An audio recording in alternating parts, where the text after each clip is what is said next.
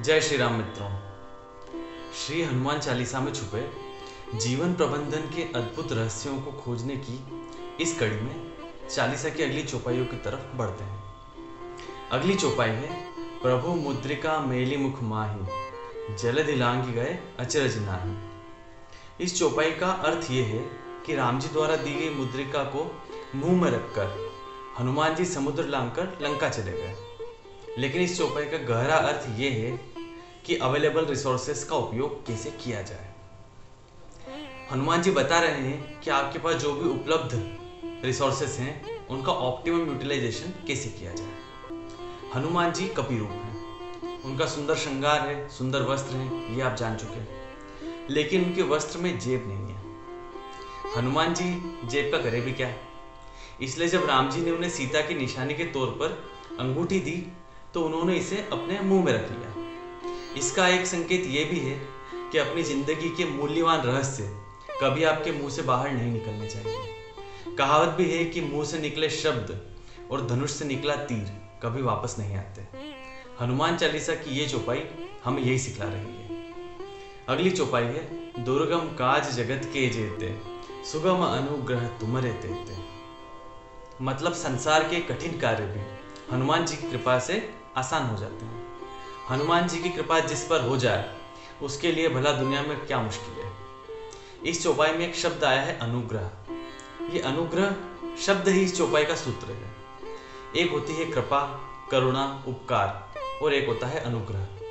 किसी पर उपकार करना आसान होता है, अनुग्रह करना बहुत मुश्किल। इन दोनों में बारीक सा अंतर है लेकिन बुनियादी है। उपकार का बदला चुकाया जा सकता है लेकिन अनुग्रह का नहीं। हम सभी किसी की सहायता के नाम पर हमेशा उस पर उपकार ही करते हैं क्योंकि हमें अनुग्रह की कोई समझ ही नहीं है। उपकार, करुणा, कृपा को हम श्रेष्ठतम मान लेते हैं लेकिन ऐसा है नहीं। उपरोक्त तो तीनों चीजें परिस्थिति जन्य है, मतलब सिचुएशनल है। हालात ऐसे बन जाते हैं, आपको किसी पर दया आ जाती है और आप दया कर देते हैं। लेकिन अगर ऐसे हालात ना बने तो दया नहीं आएगी। लेकिन अनुग्रह इनसे ऊंची कैटेगरी है। अनुग्रह का परिस्थितियों से कोई लेना देना नहीं होता। सच्चे संत महात्मा किसी पर कभी उपकार नहीं करते, वे सिर्फ अनुग्रह करते हैं। हम किसी की भलाई करें, सेवा करें, तब हमें ध्यान रखना चाहिए कि हमें इसका अहंकार ना आ जाए। अहंकार आया कि सेवा व्यर्थ हो गई। इसीलिए इस अनुग्रह शब्द को हमें ध्यान रखना चाहिए। अगली चौपाई है राम द्वारे तुम रखवारे होत न आज्ञा बिनु पैसारे। मतलब राम जी के द्वार पर हनुमान जी विराजमान हैं, बिना इनकी आज्ञा के कोई राम तक नहीं पहुंच सकता। कुछ लोग मजाक में कहते हैं होत न आज्ञा बिनु पैसारे, मतलब पैसा, लेकिन ऐसा नहीं है। आपको पता ही होगा हनुमान जी चिरंजीवी हैं, वो इस संसार में ही रहते हैं। राम के द्वार पर हनुमान के होने के बहुत गहरे मायने हैं। जो महल के भीतर रहता है वो सिर्फ अंदर की ही बातें जानता है और जो महल के बाहर होता है उसे बाहर का ही पता होता है, लेकिन उसे महल के भीतर का कुछ पता नहीं होता। लेकिन जो शख्स द्वार पर खड़ा होता है उसे बाहर का भी पता होता है और भीतर का भी।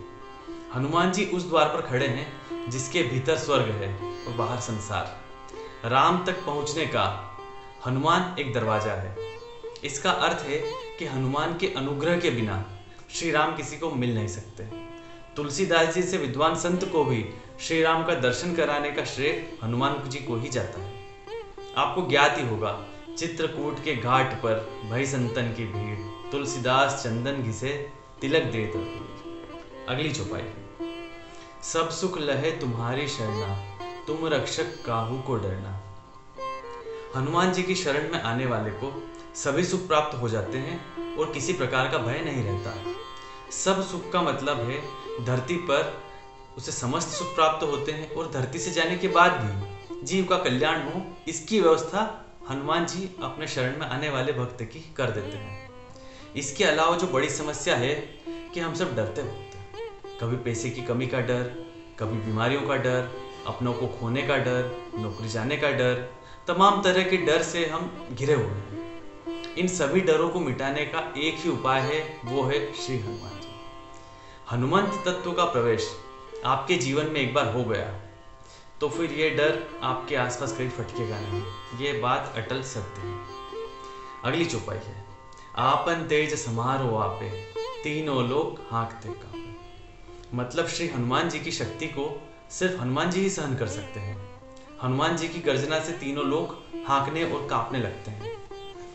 इस बारे में एक बेहद रोचक कहानी है।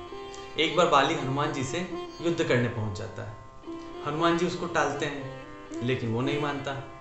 हनुमान जी तंग आकर कहते हैं कि ठीक है, कल सुबह युद्ध कर लेते हैं। इस बात की जानकारी मिलते ही जगत पिता ब्रह्मा जी हनुमान के सामने प्रकट होते हैं और बाली से युद्ध न करने की प्रार्थना करते हैं, क्योंकि उन्हें पता रहता है कि बाली का कल क्या हश्र होगा। हो सकता है वो मारा ही जाए।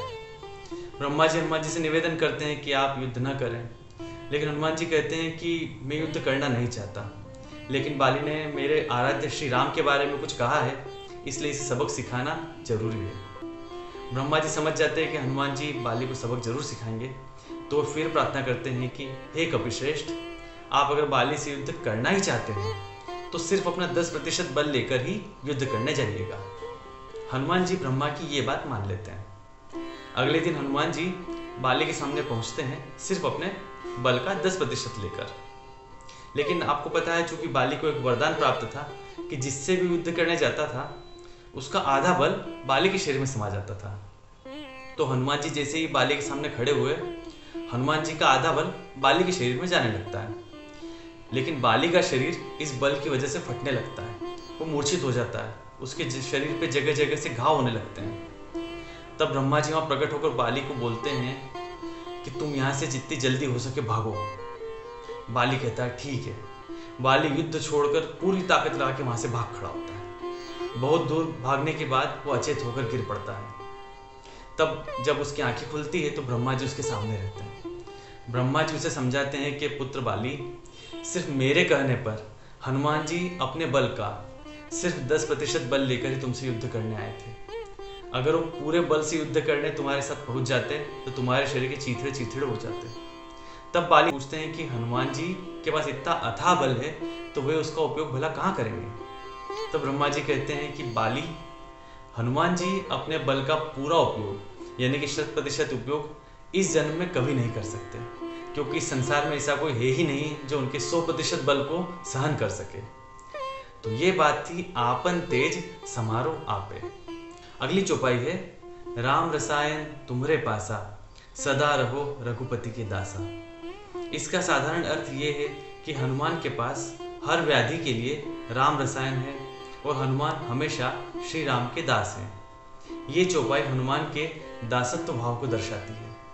महाशक्तिशाली होने के बाद भी हनुमान जी खुद को राम का दास ही कहलवाना पसंद करते हैं। हनुमान भक्ति अवतार हैं। एक आदर्श सेवक कैसा होना चाहिए ये हनुमान से बेहतर कोई नहीं जान सकता। इसके अलावा उनके पास राम रसायन भी है। राम रसायन ऐसा है मानो कल्पवृक्ष।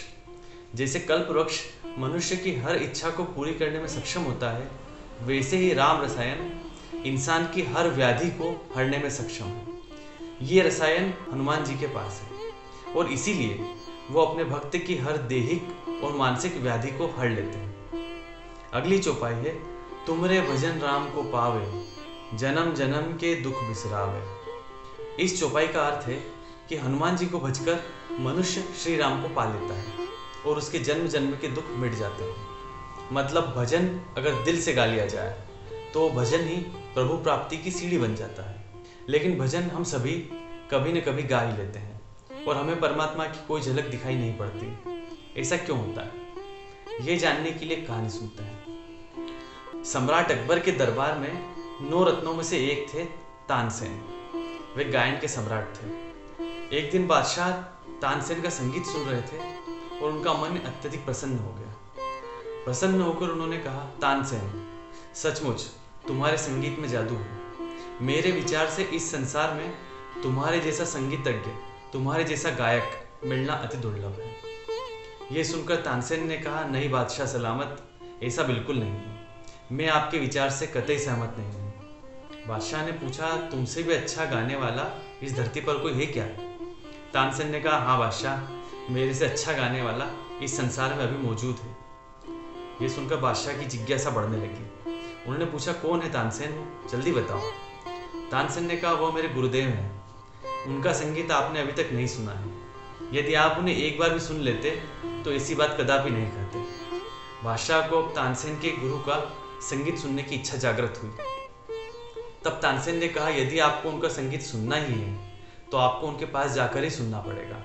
किसी की कहने से वो गाते नहीं। आप हुक्म देंगे तब तो हरगिज नहीं गाने वाले। आपको उनके पास जाकर प्रतीक्षा करनी होगी। वो ऐसे किसी के लिए नहीं गाते, लेकिन जब वो गा रहे हैं और कोई उन्हें सुन ले तो बात अलग है। अकबर बोले, किसी भी कीमत पर मुझे तुम्हारे गुरु का संगीत सुनना है। तानसेन ने कहा, ठीक है, आप तैयार रहिएगा। यमुना किनारे उनकी झोपड़ी है। सुबह सुबह अक्सर वो भजन गाया करते हैं। अगले दिन अकबर और तानसेन दोनों वेश बदलकर कुटिया के पास जाते हैं और गुरुदेव का संगीत सुनने के लिए झोपड़ी के पास की झाड़ियों में छुपकर बैठ जाते हैं। गुरुदेव ने यमुना में स्नान किया और आते ही तान छेड़ दी। उनका गायन इतना दिव्य था कि अकबर की आंखों से आंसू बहने लगे। जब तक उन्होंने भजन गाया अकबर रोता ही रहा। इसके पश्चात वो वापस महल लौट आते हैं। पूरे रास्ते अकबर बिल्कुल चुप रहता है। दिन में सभा के दौरान अकबर तानसेन को कहते हैं, तुमने बिल्कुल सही कहा था तानसेन। गुरुदेव का संगीत सुनने के पश्चात अब लगने लगा है कि तुम्हारे संगीत में थोड़ा कच्चापन है। गुरुजी के संगीत में आखिर ऐसा क्या है जो तुम्हारे पास नहीं है? तुम्हारे संगीत में थोड़ी भी कमी कैसे रह गई? इस पर तानसेन ने जो जवाब दिया वो सुनने लायक है, नोट करने लायक है। तानसेन ने कहा, बादशाह सलामत, उसका एक ही कारण है। मेरा जो संगीत है वो सिर्फ इसलिए है कि मुझे आपसे कुछ चाहिए, और गुरुदेव का संगीत इसलिए है कि उन्होंने कुछ पाया है जिसे वो गाकर बांट रहे हैं। मेरा संगीत दिल्ली के बादशाह के लिए है, जबकि गुरुजी का संगीत दुनिया के बादशाह के लिए है। इसलिए अंतर तो रहेगा ही। इस कहानी के द्वारा इस चौपाई के अर्थ को समझा जा सकता है। हनुमान चालीसा की आगे की चौपाइयों के दिव्य अर्थ अगले वीडियो में जानने के प्रयास करेंगे। आपने चैनल अभी तक सब्सक्राइब नहीं किया है तो कर लें। प्रभु श्री राम की कृपा आप पर बनी रहे। जय श्री राम।